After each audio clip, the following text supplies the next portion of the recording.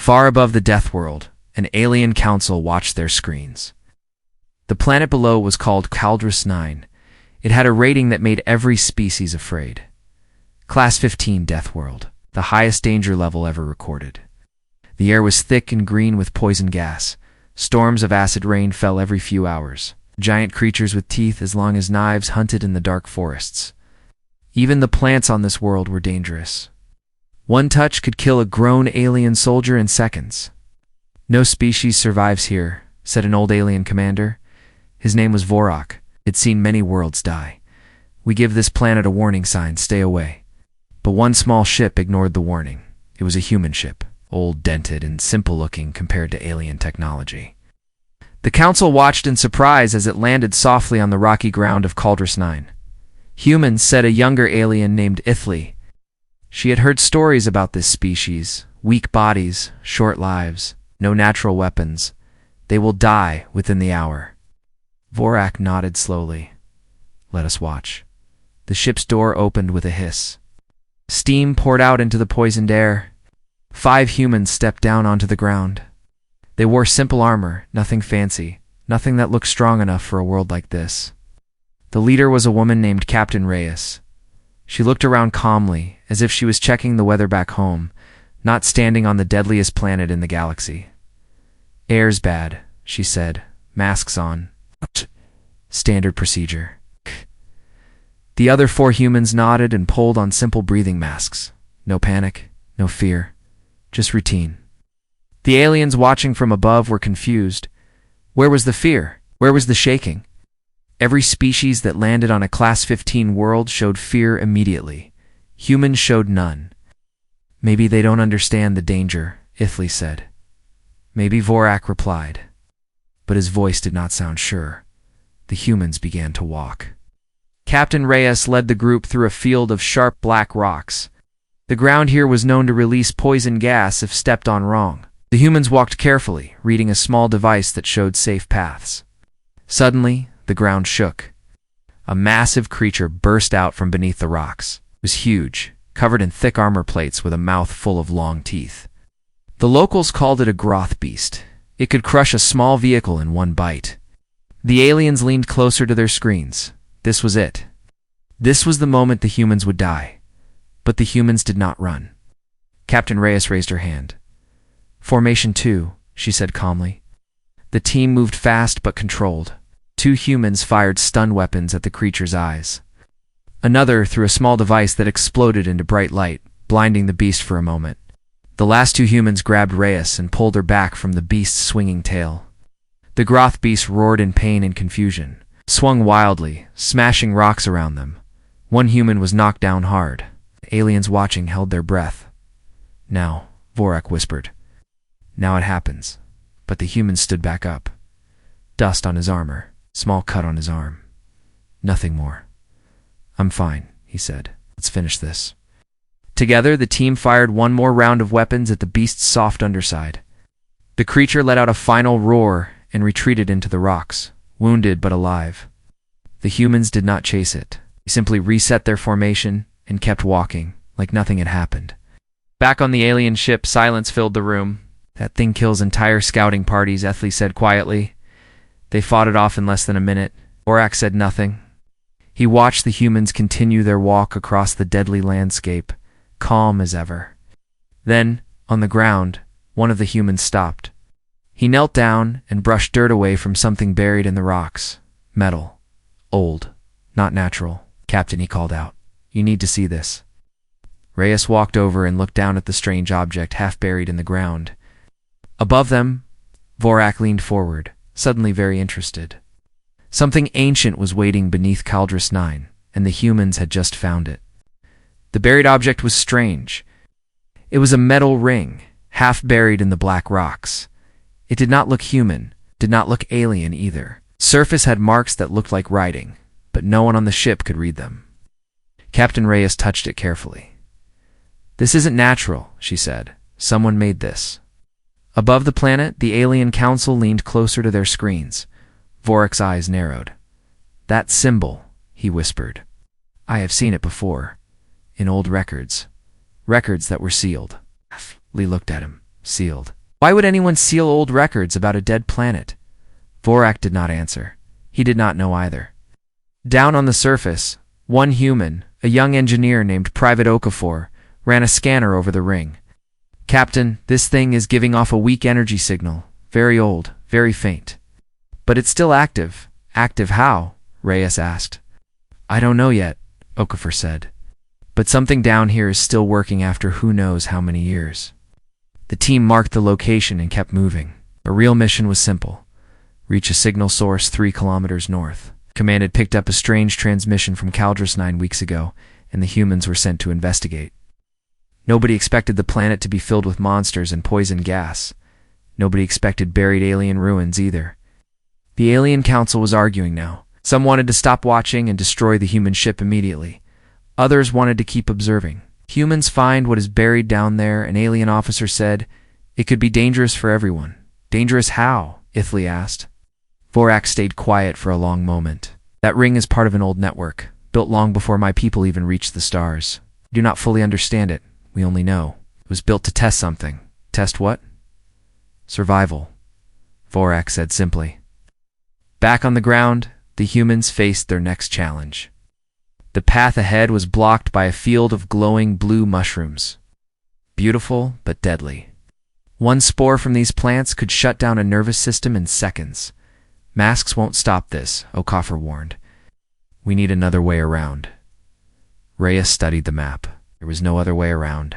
It's only through or a 2-day walk in the wrong direction. Time was something they did not have much of. We go through, Reyes said. Slow, careful. No sudden moves that disturb the mushrooms. The team moved like ghosts through the glowing field, stepping exactly where Reyes stepped, avoiding every mushroom cap. One team member, a quiet soldier named Chen, brushed against a stem by accident. Blue dust puffed into the air. Everyone froze. The aliens watching held their breath again. Sure, this was finally the end. But Chen simply held his breath, stepped back slowly, and waited for the dust to settle before continuing. His mask had done its job. It's not because it was advanced technology. It's just because he had checked it twice before landing, like his training told him to. Clear, Chen said calmly, and the group moved on. Ithley stared at the screen in disbelief. They are not strong. They are not fast. Their weapons are simple. But they keep surviving. Vorak finally understood something he had missed before. It is not their bodies keeping them alive, he said slowly. It is how they think, they plan, they stay calm, they trust each other completely. That's just teamwork, Ithley said. No, Vorak said. That is discipline built over thousands of years of surviving worse than this. Humans have been fighting Deathworld conditions since before they left their own planet. The council fell silent at that thought. By nightfall, the human team reached a small ridge overlooking a valley. What they saw made even Captain Reyes stop walking. Below them, buried in the ground, stood the remains of a massive structure. Towers half collapsed. Strange metal walls glowing faintly with the same energy as the ring they found earlier. Command Reyes said into her radio, "We found something big. This isn't just a death world." On the alien ship, Vorak stood up slowly, his face pale. "They found the old testing ground," he said. Ithley turned to him. Testing ground for what? Vorak looked at the screen, watching the humans walk toward the ruins. For the species meant to inherit the stars. The ruins glowed faintly under the dark sky. Captain Reyes ordered the team to set up camp at the edge of the valley, close enough to study the structure, far enough to stay safe until morning. But Caldrus 9 had other plans. As the sun disappeared, the temperature dropped fast. Faster than any scan had predicted. Okafor checked his device, and his face went pale. "Captain, this isn't normal weather," he said. "The temperature is dropping 10 degrees every minute. Something is triggering it." Reyes looked toward the glowing ruins. "The structure," maybe Okafor said.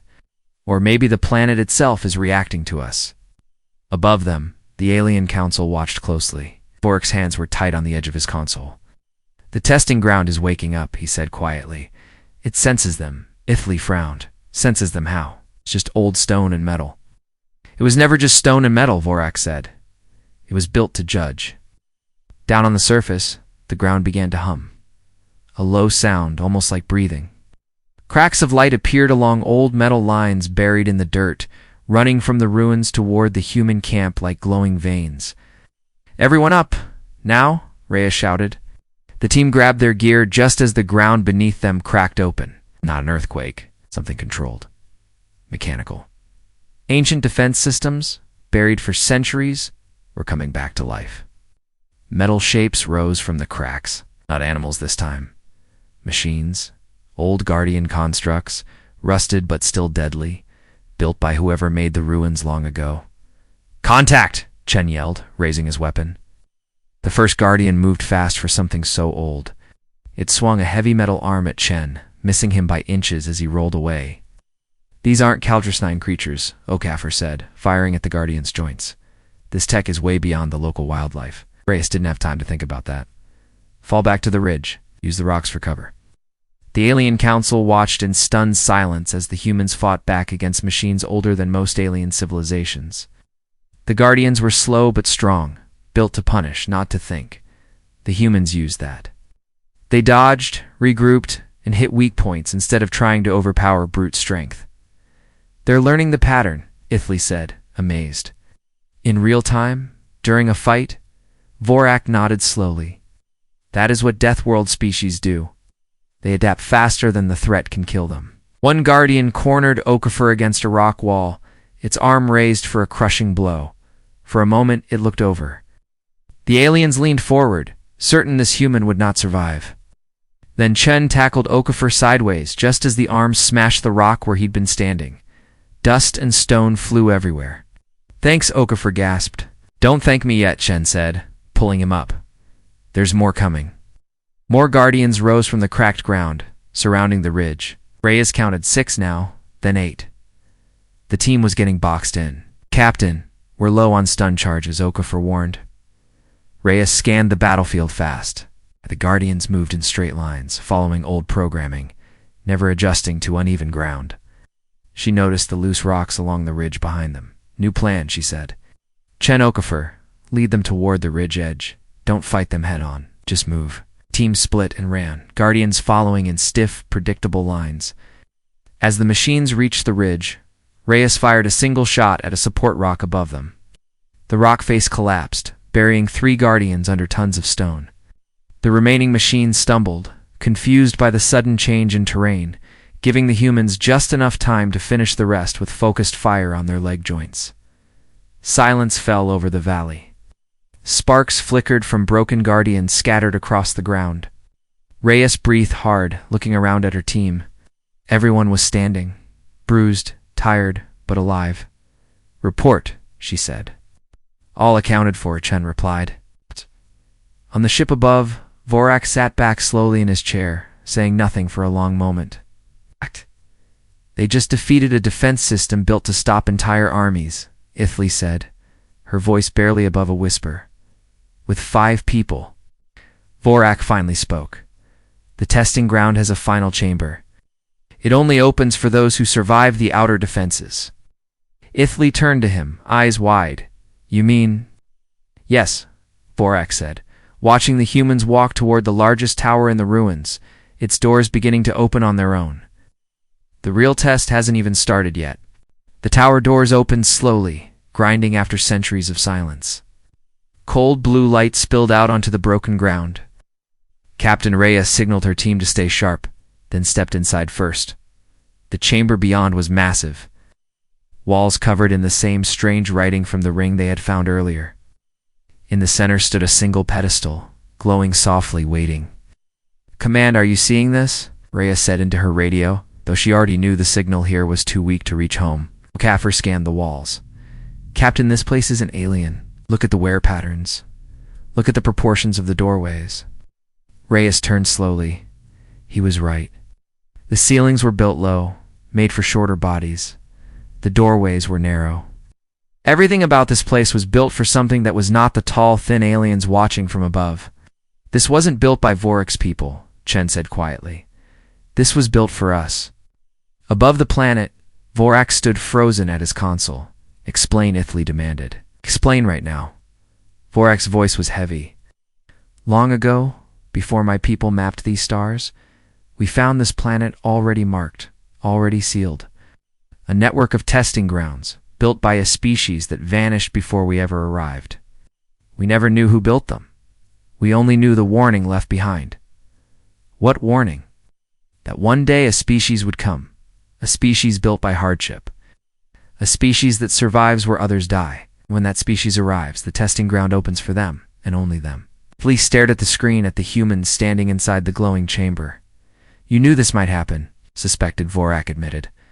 I did not believe it, not until now. Inside the chamber, Reyes approached the pedestal.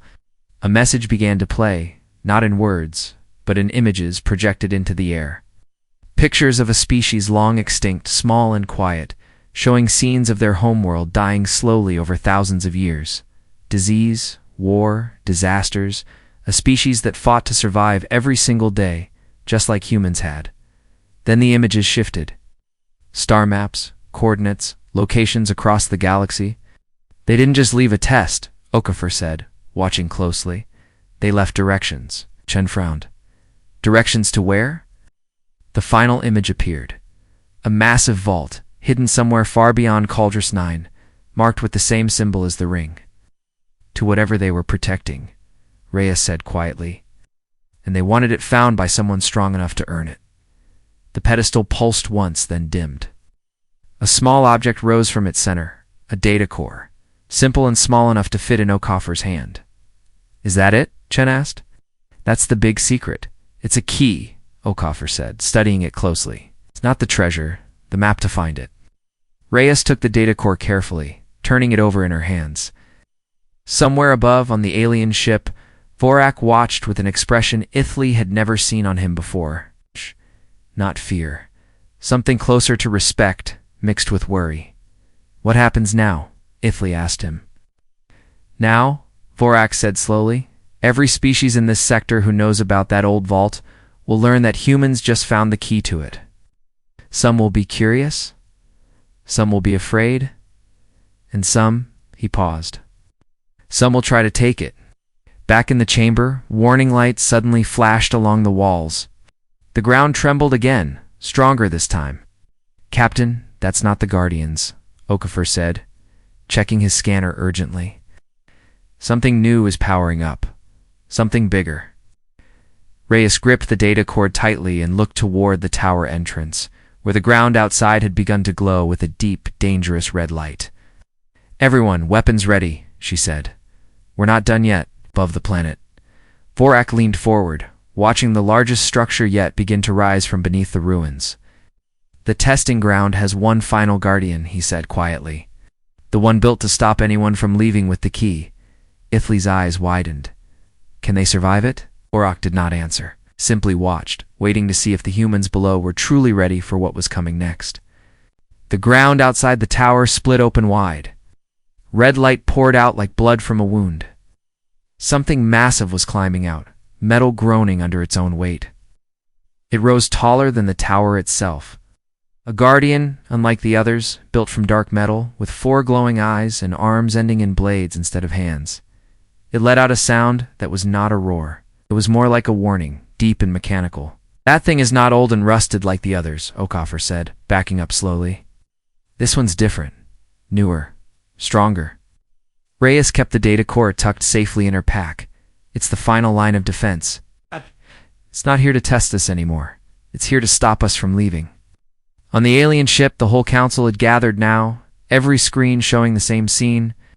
Even officers who had laughed at the humans days earlier stood in silence.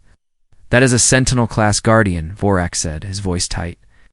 My people have only seen records of these, never one active. It was built to fight the strongest threats imaginable. Ithley's hands were shaking slightly. 5 humans cannot beat that, no, Vorak agreed. Not with strength alone. Down below, the Sentinel moved fast, faster than anything they had fought before. Its blade arm swung, cutting through solid rock like paper. The team scattered, diving behind broken pillars.